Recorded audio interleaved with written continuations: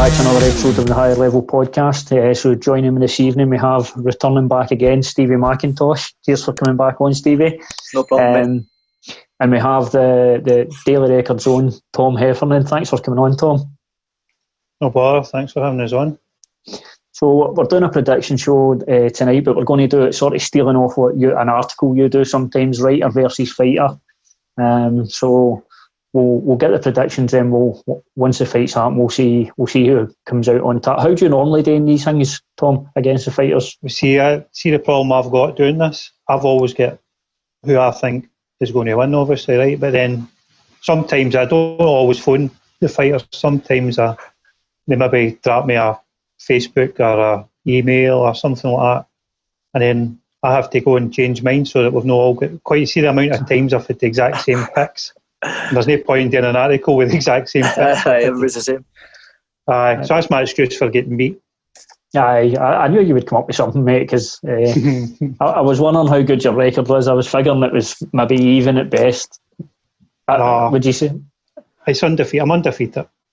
How do you go on if you're doing, see when you're doing writer versus fighter? Have you done it with Stevie Ray before? Aye. Maybe even more. Did Stevie actually know any of the fighters when you messaged him or spoke to him? We've had Stevie on here. Just fucking, I don't know if you've seen any in the past. I don't know if you have, Stevie, as well. But Stevie Ray generally doesn't know any of the fighters. It could be, if nothing else, it makes the show entertaining. Joanne Calderwood, I tried to get her to sign up to one, and she says no. She says I don't know who MD is. To be fair, I probably guys like myself not pay more attention to fighters than fighters actually do. I would imagine the guys are only worried about folk running about their weight class and that. What about you, Stevie? Are you quite clued up in everything, or? No, well, obviously the main guys obviously know, but when we done that podcast the other night, I was struggling because I didn't know half the boys on the undercard. I didn't know barely anybody on them. I think it was like the main fight on undercard was only guy I knew, and then I knew obviously the kind of main card, but there's that many coming through in that now, man. It's hard to keep up with, and like you say, just concentrate on yourself, and guys about your weight that you could potentially be fighting. To be fair, in your defence last week, you got 5 minutes notice, so... It's desperate the last time, to be honest, but I got a few right, by the way. So let's sort of... I know you get the Woodson one rang, didn't you? And the Pena one, I think they two... I got Boy Green. I didn't even know how he won. That was a terrible fight, wasn't it? We're going to talk about Poirier Hooker, but let's talk about that now. Jean Vellante and moving up to heavyweight. That was like what we said. With mine, we said like sometimes he turns up and sometimes he didn't, but he just completely gassed out ahead. Like obviously he's way up the weight, but just looked in terrible shape. Like he's not put any good weight on. He's obviously just walking about heavy and just trying to fight a heavyweight. He looked like terrible shape going in, and that submission wasn't even on. That's just completely just gassing. I was going to get your thoughts on that submission because I was trying to see where he had it, and I just couldn't see anywhere. There was enough space. That I think the reason he tapped was because it was actually like his chest was on him.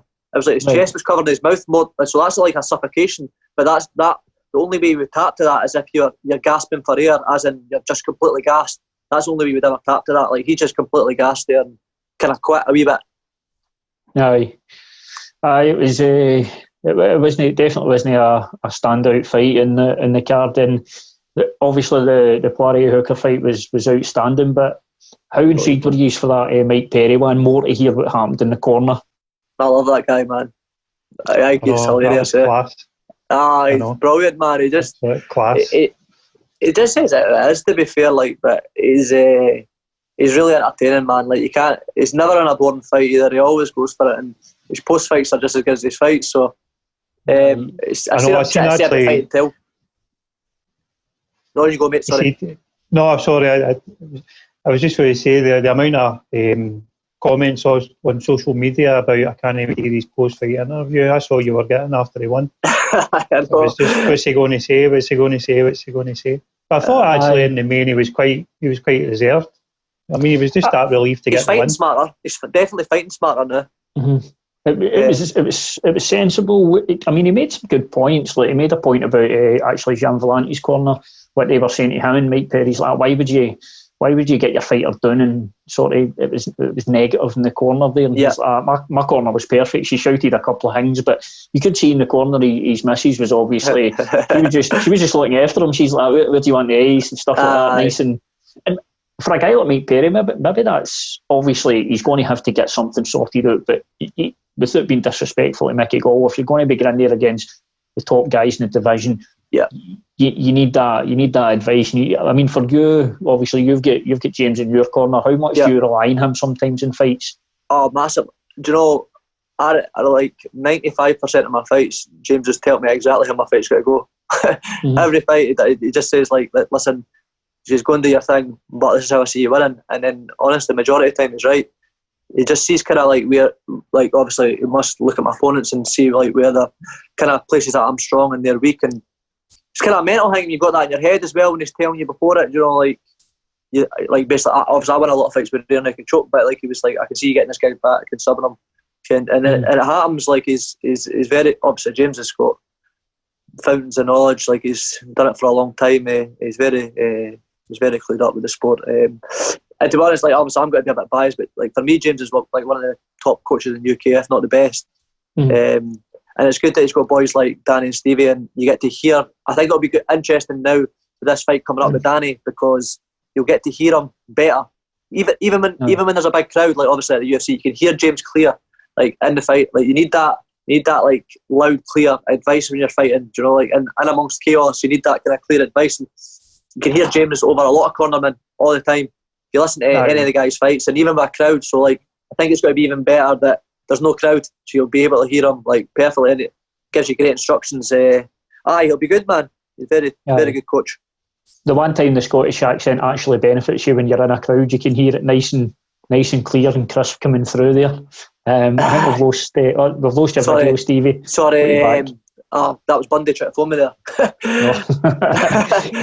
The other thing as well, when we're talking about corners, that you've sort of, through the whole COVID situation where there's been no crowds at fights, you've kind of got to see some fantastic corners and maybe some that aren't quite as clear. Like obviously Tony Ferguson's corner was, you couldn't see a clear head coach in that corner. Do you know what I mean? Whereas when you look at it, Justin Gaethje's corner, it was clear. Trevor Whitman obviously knew his fighter and gave him the exact advice he needed at the exact right time. Sometimes that can be the difference as well. Especially at that level, man. Like those big. Tony Ferguson's got a group of guys around him that he wants, and there's nobody telling him what to do. He's probably arranging all his own training, so he's doing stuff he wants to do. Do you know what I mean? Like, so you need somebody picking up on your weaknesses and things you need to improve on. That's for me anyway. I mean, everybody's different. Every fighter's different. That kind of thing with Mike Perry is crazy. I think like putting his missus in the corner, but like you can get away with it maybe because he was fighting. No disrespect to Mickey Gall, but like I think a higher ranked fighter would, like it's not a smart thing to do, but he got away with it that time. And I think he's smart enough, hopefully, to get a good team behind him, because it could be the difference for him. And it seems like the next fight for him's a taxman, to be honest. That was funny. I think it all became quite clear afterwards why he had done that. He's obviously owed, but anyway, by the sounds of things, he owes some bills. A few quid, and if he, I don't know what they pay. Was it usually about 3 cornermen and maybe 10% of your purse goes that way? So it all adds up. You know what I mean? Absolutely. His was doing that out of the goodness of heart. So, but as you say, you can't get through your career with no coach, no head coach, no corner man to analyse the fight. It's because they see what you don't see and stuff like that, as you know. Yeah, definitely. And it's a shitty thing as well that maybe people don't catch on to. Like, if fighters fight internationally, it's not just like, for example, for UK guys, they need to pay the tax where they're fighting as well. So it can be by the time a lot of times when a fighter's purse gets stripped back, everybody's paid. Fuck all really left for the fighter, man, when he's covered these costs and all that. It's that old adage. It's if you want to make money, don't do this shit. Nah, that's what I do it for fun. Aye. But we're talking about fun, man. That main event, Dan Hooker, Dustin Poirier. Give me your thoughts on that, lads. What did you think? Amazing. On you go first, Tom. On you go first. You knew in the lead up to this, it was going to be, well, on paper anyway, it was going to be a cracking match up. The two of them are just tough as nails, and they'll stand there and they can take a bit of punishment. No, we've still got you, Tom. Right, sorry, my computer went on to standby there. Don't know what happened there. What was I saying? You knew the two of them were, it was just going to be all out war, didn't you? And I think it was one of these fights that just started here and then get better and better and better and better and better. And I tell you what, the two of them have got good chins on them because they land it crisp on each other quite a few times. Probably surprised actually none of the two of them dropped more often than they did. But it was, I mean, listen, if you're new to the sport or you want to get somebody into the sport, then that's one of the ones that you would say have a wee look at that, especially round two. Mental as well when you see, because Dustin at 145, I mean, he went down quite a few times. I mean, there was a lot of people saying he was a wee bit chinny and stuff like that, but obviously looking back now, you'd probably say that was his weight cut, because at 155, that did take a shot. Yeah, for sure. That loss to Connor's the best thing that happened to him. He's not looked back since. He's just getting better and better all the time. I'd like to see that fight now. I think that'd be a very interesting fight now. Him and Connor. Absolutely. It wouldn't be a bad fight to make, actually. Obviously, there's a bit of history. Dustin's obviously he's out. I mean, you've obviously got Gaethje, Khabib. They're going to duke it out. So that wouldn't be a bad fight to make. Is sets up winner versus winner. Well, winner gets the next shot. I would like to see that again, because I mean, Dustin looks like he's vastly improved as a fighter. I mean, he moves better now defensively. He moves his head a bit more. He just seems a lot slicker on the feet. Would you not agree, Stevie? I think when we spoke about this in the last podcast, but I just thought there wasn't very much in it striking wise. They're different kind of styles of fighters. Obviously, Poirier was saying to get an inside because obviously Hooker's a wee bit longer, but Hooker's got that knee, man. See, that knee brings right up the middle. It's a couple of times he landed it too, but Poirier was eating it. But I just thought the later, like if Hooker couldn't put him away, I couldn't see Poirier losing. I just thought, like I said before, I think Poirier's been in that war, that dogfight with higher level guys a bit more. Hooker's put guys away a wee bit quicker, and not really. He's had the odd kind of tough fight, but I feel like he's just been in that the dogfight a wee bit more, and I think it did show in the fight. I think that was the difference, and I said that Poirier was a wee bit more well-rounded, and I think that kind of shown a wee bit. I thought Poirier's got that wee bit better jiu-jitsu, and he's got that. I think he's got the better wrestling, and I thought the striking was reasonably even. I thought Hooker could hurt Poirier, but maybe not enough to put him away. But it was an incredible fight, and there wasn't much in it, to be fair. I knew it was going to be razor thin, but Poirier's excellent, man. It's class to watch. I've always been a big fan of his.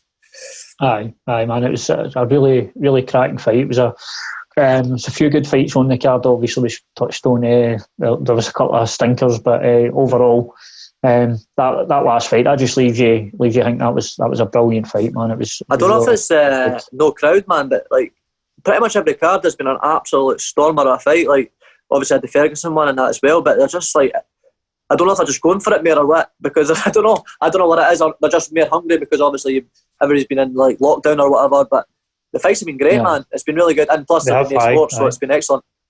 I few people have wondered if it was because of the smaller octagon, but then I don't know if it was that one in Florida. That could be a big thing, because obviously I've been in like obviously the octagons with like Stevie and that when I've been cornering, and they're massive. Like if you're a kind of rangy fighter and that, there's a lot of room to move, where you're kind of forced to kind of get more in each other's face when obviously it's a wee bit smaller, I think. So it's easier for guys to cut you off and stuff. So I think it's definitely making the fights more exciting, making it that wee bit smaller. What do we? That's one thing I've not looked into is with the 251 card, what size the octagon it's going to be out there. I wonder. That'll be interesting. That'll be interesting. Aye. Have you seen they've put out the promos? And I mean, the promos look good, man. It looks. It's not outside, is it? I don't think so. No, is that just like obviously part of the promos? Like I know they get good weather, but still a bit weird. No, I don't think they'll do it outside as well, because it's probably not great for the fighters to be outside. I mean, you'd want it to be inside and hopefully air conditioned. You never seen the things in America when they fight outside? Like they've got shows outside a lot in America, and like see if it rains, they just keep going.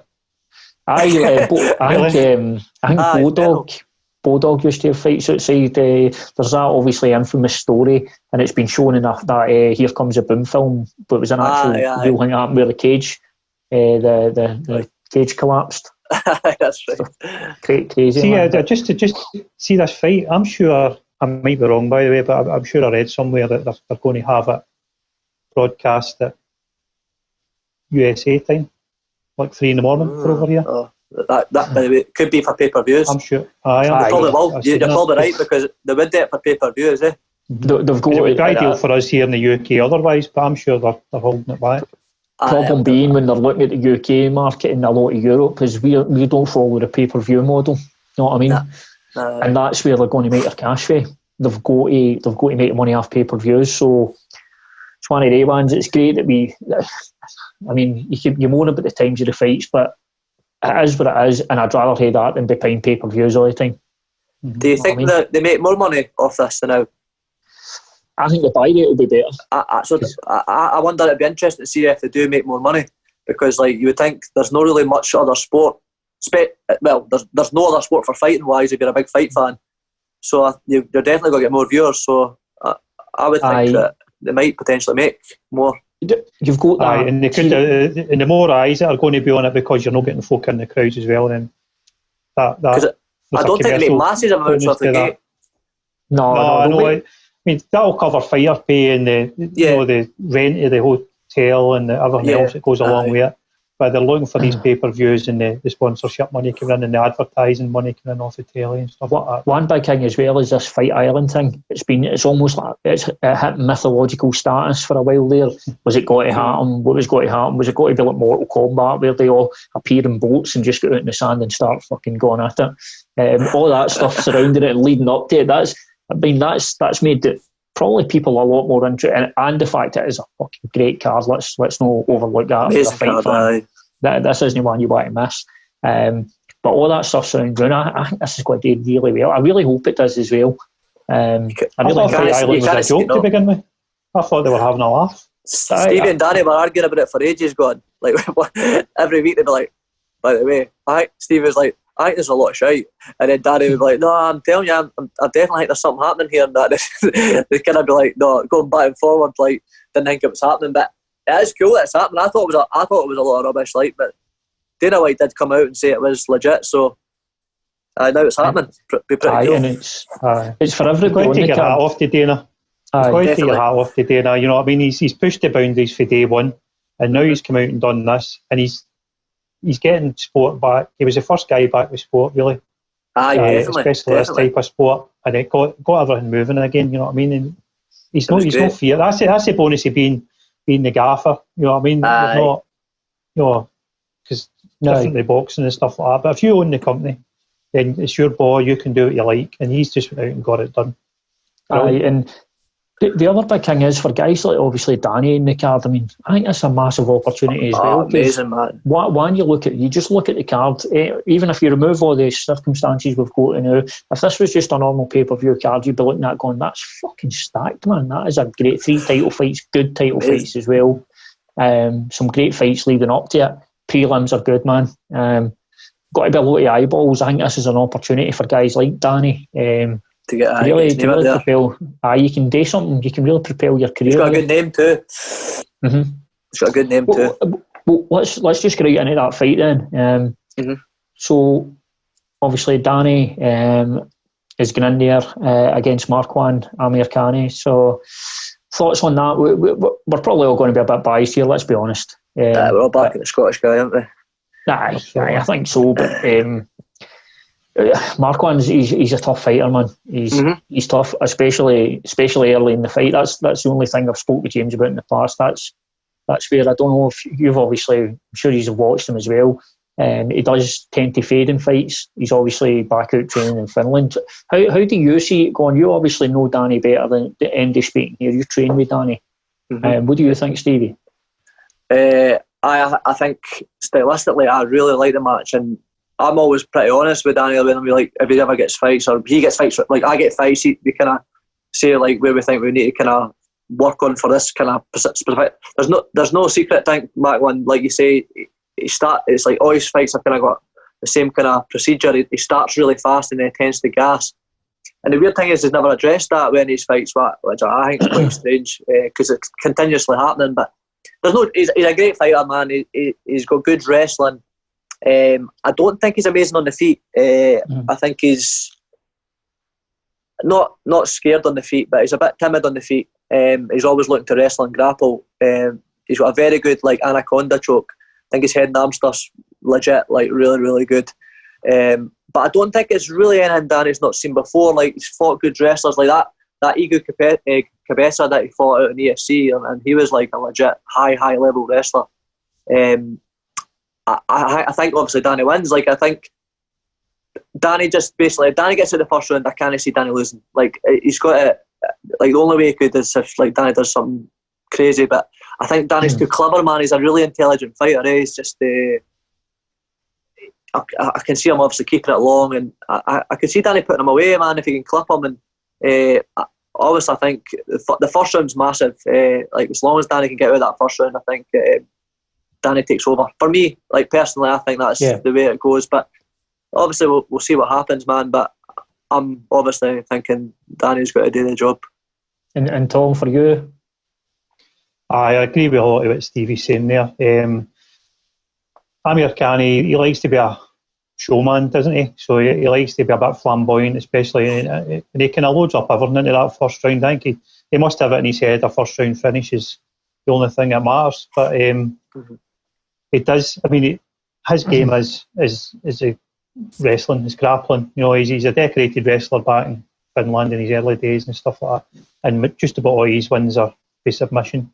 So that's where he's going to have to see this fight going. He's not going to beat Danny on the feet. Danny's significant strike output's 3 times what Amirkhani's is, and I think he knows Danny's the better man there, and it's going to come down to whether Danny can keep him off him in that first round and keep it standing. Because if he keeps it standing, it's Danny's fight all day long. And if Stevie says first round is going to be key, especially the early couple of minutes. After that, I think Danny could pick him apart, especially when he sees him gassing. If he can keep it, Danny's got a good bit of range about him as well. He's got submissions in his tank as well if he does get down there. So I just think, all things considered, other than an early flurry where they could maybe catch him, I think Danny's the better man everywhere else. Aye. And I'm Danny to win. I think Danny will beat him. Either KO or TKO. Perfect. And obviously leading that, we'll just go straight on to the main card. So it's the ladies that are going to be kicking us off for the first 2 fights in the main card. So first up, we've got Amanda Ribas. She's coming in a good win streak. She's going in there against Paige Van Zandt. Tom, I'll let you come in and give me your pick on this one. Paige Van Zandt on the main card again. Wonder why she's on the main card again. Yeah. It's that Instagram, bro. It's that Instagram. To be fair, she's some bit of stuff. Oh, no, you're not right. She likes a picture with her husband as well. Skin. You just mentally block that out. Allegedly, I've not seen it myself. Somebody was telling me. I think to be honest, she's a good fighter. She's kind of mid-level, I would have thought, and maybe just a wee bit better than mid-level. But I think she's probably in over her head with Ribas. I think she's a really, really strong fighter. She's got a black belt in jiu-jitsu, a black belt in judo. She's got wins over Mackenzie Dern, Randa Marcos. I'm sure she trains out at American top team as well. Don't know if she still does, but she's certainly been there at one point. But I just think she's a better striker. I think she's a better grappler. If Paige is going to win, I think it would be probably a sneaky wee submission. So that is there. But I just think everything points to Ribas winning this one, and I think she'll finish. I don't know how she'll finish her, but I think she'll finish her. I think I'll go a wee bit, maybe into the third round, but I think she'll finish Paige. And Danny, for you, Stevie, for you on that one? I am obviously coming to Ribas as well. I haven't kind of like wee background check on her, but I just think she's quite a bit better on the feet than Paige Van Zandt. I don't think her style of striking's great. Stylistically, it's not a really good match for her at all. She's got better wrestling. It's probably the only place I give Van Zandt any kind of advantage in the fight. I don't think her jiu-jitsu is better, and that girl's got, like you say, a judo black belt as well, so it can kind of nullify the wrestling to a certain extent. I imagine she'll be reasonably difficult to take down, but like she's got wins against Mackenzie Dern and stuff. Like she's a high level grappler. I fancy Ribas to actually probably stop Van Zandt, to be honest, and I don't know if Van Zandt's head's really in it. I've seen her going on about the fight of pay and stuff like that. I can make more money on whatever, Dancing with the Stars or whatever she was doing, but I don't think mentally she's in the right place, and obviously she had that bad injury as well, and this girl's hungry, and I think she could potentially be a challenger at some point. I think the big thing for Ribas as well is if you look at her fight career, she had that massive gap from 2016 to 2019, and since she's come back and started competing again, she's not lost, and she's fought some good girls in there, like you said, Tom. Mackenzie Dern being one of them. Mackenzie Dern's very, very good on the ground as well. So far, I think he's in agreement with Danny and Ribas. So it's going to be interesting for the article. This might be the fight that splits these. Let's see. So we'll keep it with you, Stevie. So we'll get Jessica Andrade versus Rose Namajunas. I like this fight, man. How do you see it going, mate? Right, so I've got Rose for this one. I fancy her to take it. I think in the first fight, Rose was piecing her up, man. She was really, she cut her early, and she was keeping her range well, really good in the feet, smooth, man. Like she was the perfect game plan. Like she didn't do much wrong, to be honest. Obviously Andrade's game plan is to get her down and obviously try and stay top. She's obviously a bit stronger and quite a physical fighter, but the way that she won the fight was, for me, pretty fortunate. Like she obviously landed on kind of like her neck, kind of head, and that's what kind of obviously won her the fight, kind of knocked her out, which is, don't want to say a fluke, but I mean it was a pretty fortunate win for her. And I think this time Rose has got her. I think she just I think she's got to just keep do basically what she done in the kind of first round, but I think it could potentially just go the distance, and I think she just outpoints her. And Tom, where are you sitting on this one? Obviously a rematch between both girls. Aye, the rematch. I'm actually going to change it up just because of what I said at the start, because I also had Rose in my head, but I'm going to change it just to be different. But aye, I mean, Stevie's right. It's the first. I think the first one went down as like a win by a KO. It was a win by a slam. Aye, Jackson. You see them every now and again, you know what I mean? So it's just a freak thing that happens. But I think and Jessica Andrade she's got the power. She's quite a kind of, you know, she's like a kind of female Wanderlei Silva a wee bit, the way she stands and the way she kind of tries to load up. But I think Rose will have studied. She'll learn some lessons for the first time. She's a clever fighter. She's mentally tough. I think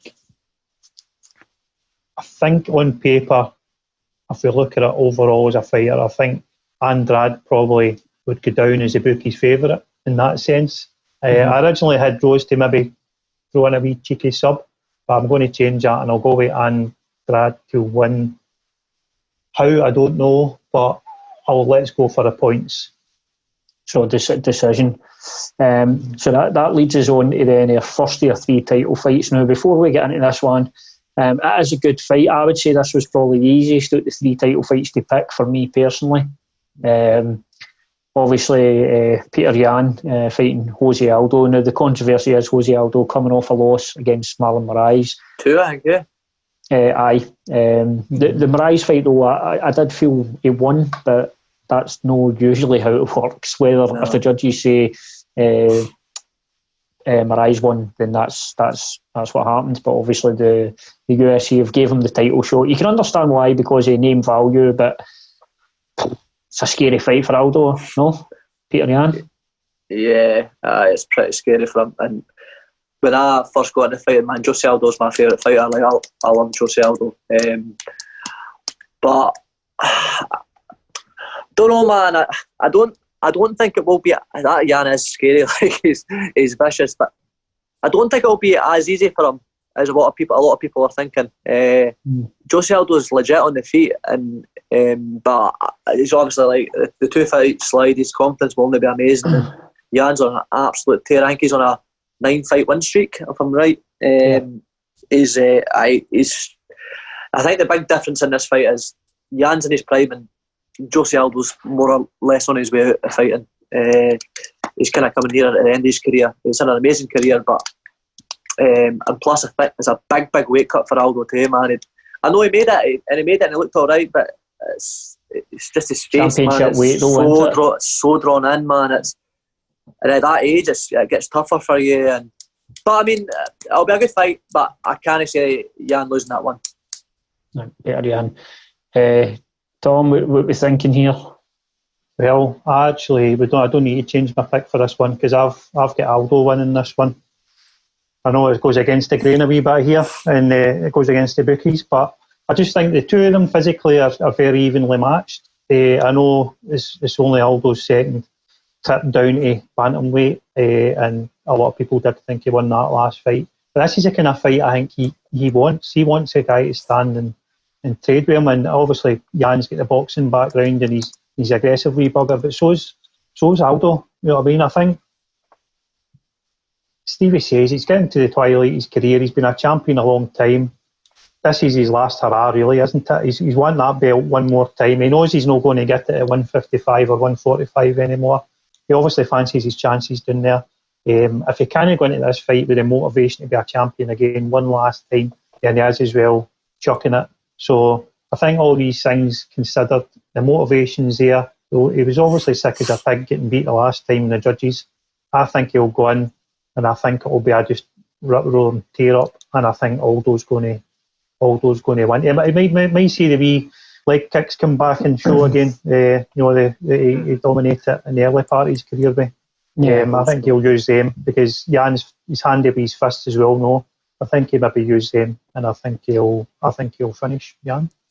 Perfect. Stevie, you can speak to this. Just the one thing, I don't know how much he's read into this, but this being a title fight, he does have to hit 135. Can he hit 136? There's no £1 allowance. And when you start hitting the weights like bantamweights and stuff like that, how much does that extra pound, how much does that potentially hurt him?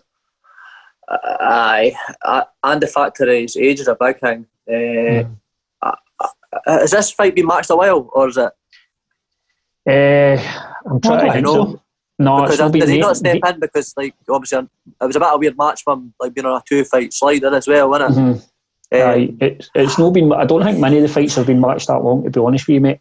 Man, I think Aldo would probably need 6 to 8 weeks to make bantam healthily, but that pound can be the difference. Like it can be, like it is brutal, man. Like even sometimes sounds stupid, like, but when I had obviously a title fight like on top of that, and it was like for like 70.7 to be 70.2 or whatever 3, it was like it sounds stupid. It's like half a kilo, man. But you're like, oh, just have to diet that a wee bit harder or whatever. It's hard, man. But I mean, you know your body can make it and that, but it's. I think he'll do it. He's a professional, man. I think Aldo ever missed weight? I don't think he has. He's missed it at 145, I'm sure. He's nearly missed it. I think he's been at 145. He's had some rough weight cuts. Well, he was a champion for ages, though, so I don't know. He wouldn't have been able to defend his... I don't know. No, he's never maybe he has.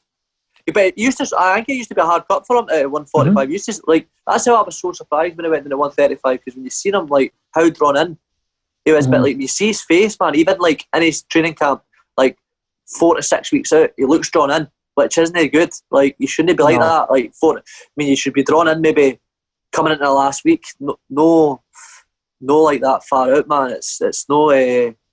That's kind of shit I look like, because I'm so tall for it. I look like I've been on smack or something. Dallas Fires Club special, eh?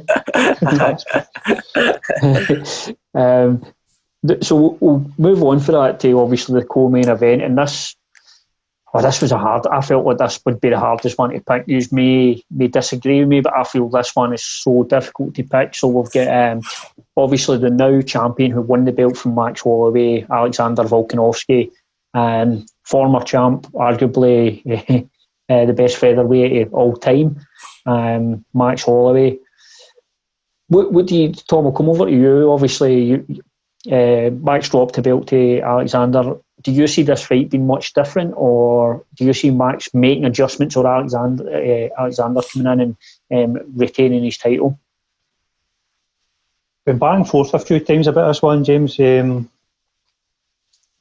Alexander dominated to an extent anyway, a strong word, dominated, but he won every round in a few of the judges, one of the judges' eyes. Another couple had it close, but he certainly looked as if he was faster to the punch. He was just faster on his feet. He controlled the distance away. He kind of backed Holloway up. He had a cracking game plan. He didn't allow Holloway to fight his usual fight. And you do that for 5 rounds takes a bit of skill against, as you say, the best champion that the featherweight division's had. So I don't know whether his power's a factor, because at one point he was walking around as a 200-pound guy. I think he started as a welterweight and a middleweight in his amateur career, so he's obviously retained that kind of strength probably. But Holloway is a clever fighter as well. He's probably not really knew what he was up against too much in that fight, and he's maybe had to learn the lessons as the fight was going on. So it's a hard, to be honest, I'm really torn with this one. I think Holloway will have a different game plan. It's whether he can execute it against somebody that's on. I mean, he's on an 18-fight win streak. You know what I mean? He's absolutely phenomenal. 18 fights in a row. Absolute animal. And he's got no fear in him. He doesn't mind. Difference is he doesn't mind getting hit either, because he can take a hit off of these featherweights and not be troubled too much. So that all that kind of leads me towards him retaining his title. I think he's going to take a bit of storm in that division. As much as I would like Holloway, I like the type of person he is. He's a phenomenally skilled guy, and I'd like to see him hold the belt again. But I think he's going to lose it. I think Volkanovski's going to take this one again. Cool. Right, perfect. And come over to you. Before I come over to you, Stevie, let me just ask you this and see if you. Obviously, there's quite a big height difference between them, and Holloway's past fights, he likes to go to that body a lot. But that's the you're a tall, rangy fighter.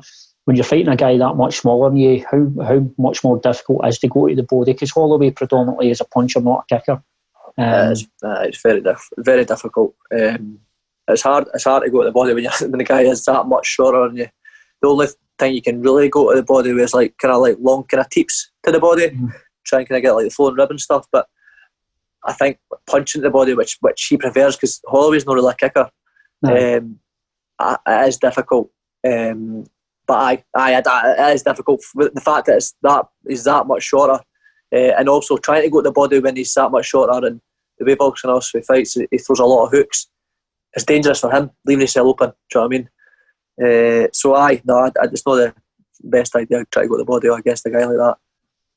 Yeah, and what do you think on ultimately the fight is as well? I actually fancy Holloway to take it this time. I watched the fight back yesterday. I watched it.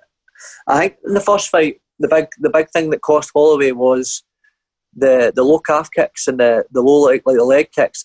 That made him switch up really early. Now, I know Holloway can switch up to southpaw, but that wasn't working for him at all, and it was leaving him open to getting hooked, and he was just piecing his leg up, and that was a big effect. Like, because Holloway's big things, like his range management's amazing. He's like keeping his distance, and he was struggling to do that because he couldn't move as well right off the bat, and plus now he's got to fight the full fight pretty much in southpaw. After round 1, kind of round 2, he had no option, and if you watch it back in round 5, he actually starts to take over a wee bit.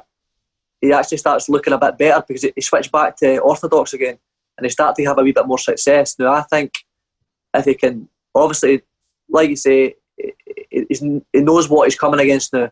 So Volkanovski's going to have to add some stuff in, and I heard his corner saying like try and look to wrestle, but Holloway's a nightmare to get done, man. His takedown defence is really good, and I think he's got to be a wee bit smarter with his range management. I think it is a tough one. Like honestly, it is anybody's fight. It's such a hard fight to call, but I'm going to go for Holloway. just because I love the lanky fighters as well. as we have seen in previous episodes. So that leads us into the main event.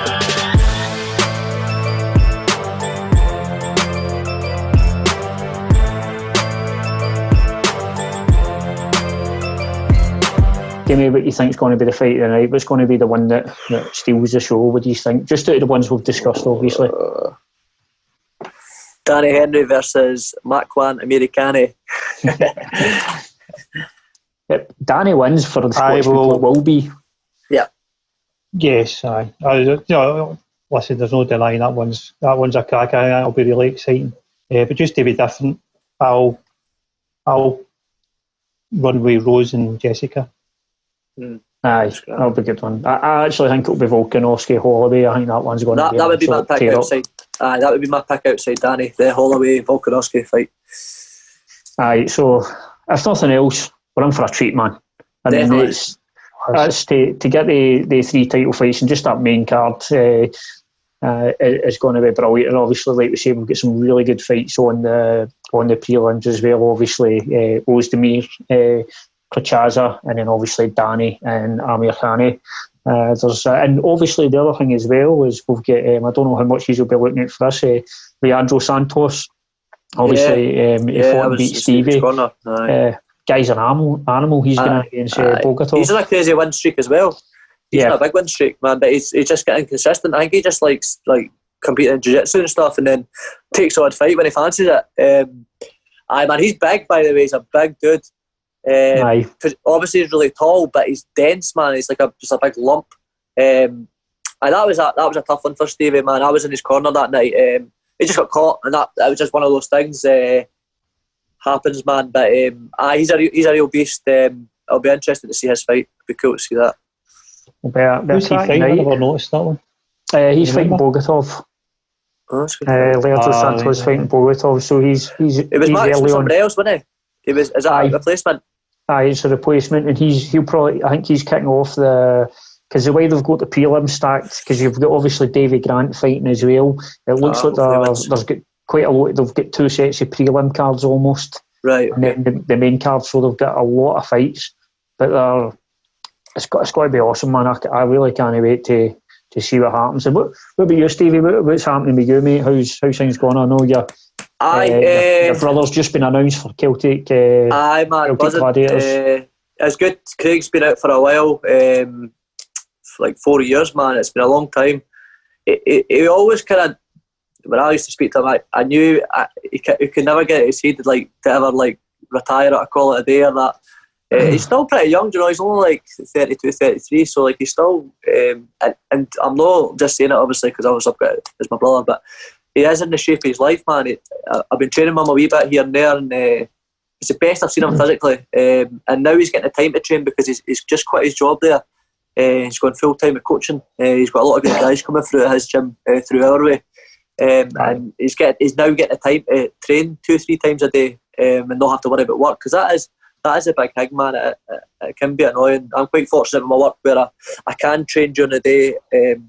Just at a gym or whatever, and I've got a lot of holidays, so when I do get a fight camp, I can get through at a higher level during the day. But for me personally, I'm wanting to try and get some big shows now, man. I've kind of know that it doesn't motivate me. It doesn't motivate me as much to be on the local scene. I've done it that much, and I've been quite unfortunate with the opportunities that have kind of came my way. You know, I had Bellator, my hand was broken, and then I've been in talks with Cage Warrior a couple of times and kind of fights just never kind of fell through, and then EFC, and I accepted a fight, and then the guy never took it, and then I had obviously them on Global Fiasco where the guy pulled out, and then they tried to give me this American guy with 2 days notice, but apparently that's a trick they do quite a lot. Just to get you fucking matched up with some experienced animal. I said I would have fought the guy, but the kind of money they were offering me, man, it was embarrassing. I was fighting a 35, the guy was 24-6 or something, 24-8 or something, and do you know what I mean? I would have taken the fight, you know, that's a good scalp for me to take, not a problem, man, but I know he's on way more than what I was getting, and it wasn't even the whole money thing, it was just the way they went about it.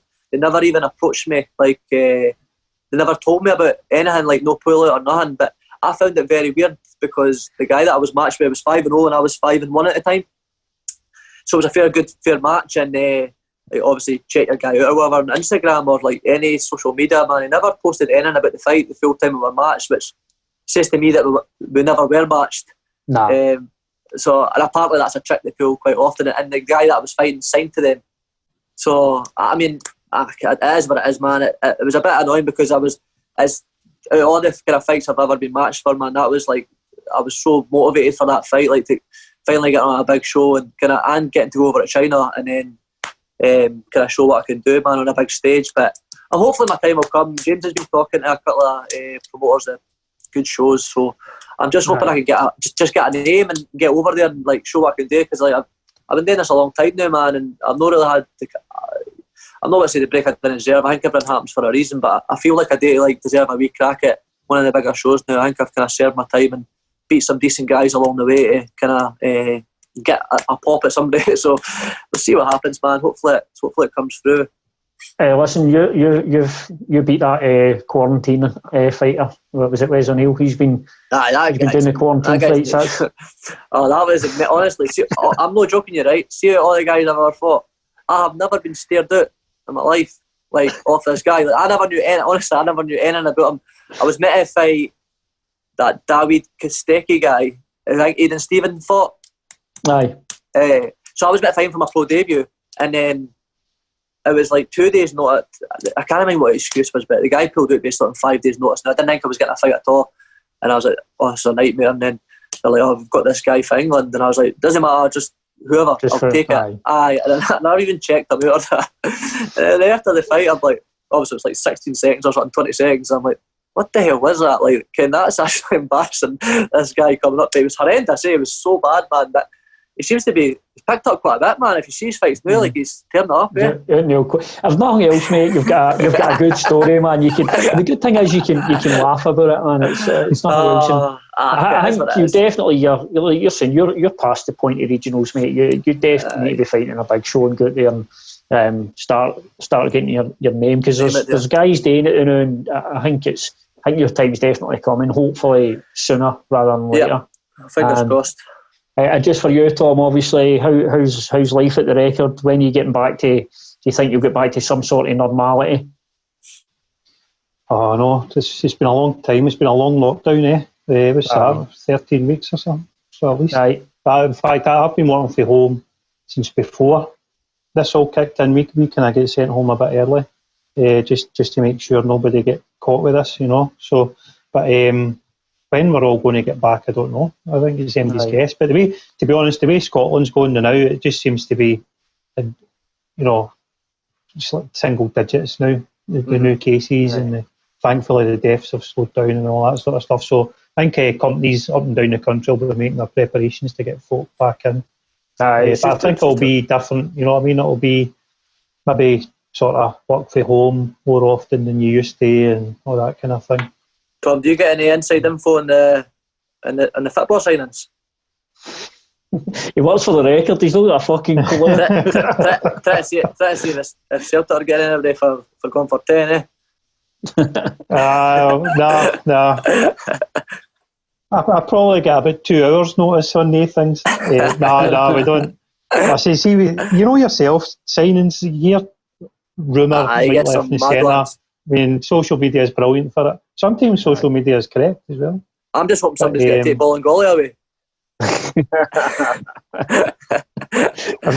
Did you not change your name to Stevie Ball and Goalie like every Celtic fan in the world? Oh mate, I always I've sung songs about him and all that. All these folk are like, you can't be serious, man. This guy's wrong. I'm on the wind up, obviously. It's absolutely stinking, but it's hilarious, man. But I know I'm hoping we get a couple of decent signings, and I seen El Yunusi just signed, so. He's extended his. He's going to come down to the goalie. You know what I mean? So that's a big one. Obviously, Fraser or Joe Hart was the rumour, wasn't it? I would prefer Fraser out of the two. I think it's funny. I think Big Fraser won't. I think he's a Celtic guy at heart now. It's just going to come down to the money. And to be fair, Billy James. My fucking lad. Well, I hope you don't actually sign any keepers and then you just put ball and goalie and goals and he's a fuck. So that's what I'm hoping happens. But I heard he's a great keeper. He probably is a good goalie. Aye. None of the lot guys who will turn out to be a world-class keeper. But, listen, thanks very much for obviously coming on the show, lads, and shooting the shit for a wee bit. So obviously once the fight happens, we'll see who gets the win, the writer or the fighter. Aye, what's the prize, James? I can't remember who I've picked. Tell me. I can't even remember who I've picked now. I've got more written here. Have you got it right? The good thing about this show is we actually are recording it, Tom, so this will go out. So you'll hear, I know. It'll be documented. There'll be evidence. If I get beat, I mean to get beat. If I win, it's just down to talent. Well, if Stevie wins, he takes the kudos of beating a guy for the record. If you win, Tom, we'll set up a date night with you and Peter Knox. I'm getting worse. I've already been assaulted for him. We'll talk about that another time. I recall. Aye. If Stevie beats me, he'll join a long list of people that's beat me. Just about everybody. I've got nothing again here. Well, that's it, mate. You've got nothing to gain but everything to lose if Tom beats you. You lose the respect to your fellow fighters. And Tom will probably print a front page article in the record just to let folk know you get beat. Aye, there'll be some sort of front page sent your way. Expose. Stevie ball and goalie loses again. Stevie ball and goalie strikes again. See that higher level thing behind Stevie, behind James? Aye. That's going to have a wee certificate in it when I win. Aye. Well, listen, lads, like I said, thanks very much for coming on, and obviously thanks everybody for tuning in. If you could just pop out a YouTube channel, hit that subscribe button and hit the notification button as well, to keep you up to date with the shows. But like I say, thanks, peace out. Cheers, boys. All the best, guys.